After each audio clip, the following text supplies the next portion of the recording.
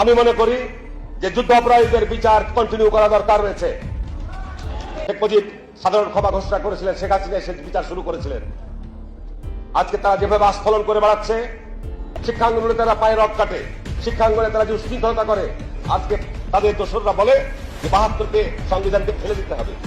যারা সৃষ্টিকে, যারা জন্মকে অস্বীকার করে, আমি মনে করি তারা বেজন্মা, তাদের জন্মের কোনো ঠিকানা নাই।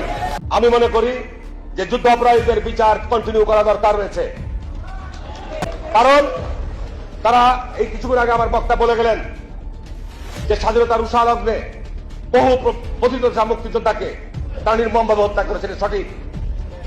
সুতরাং এদেরকে যদি আপনার এই ক্ষমা করে দেওয়া হয়, তাহলে তারা এইভাবে জাতির মধ্যে বিভ্রান্তি অনৈক্য তৈরি করে, ধর্ম নিয়ে ব্যবসা করে, তারা জাতির মধ্যে যে ষড়যন্ত্র চক্রান্ত বীজ তুলতে চায় সেটাকে তারা এগিয়ে নেওয়ার চেষ্টা করবে।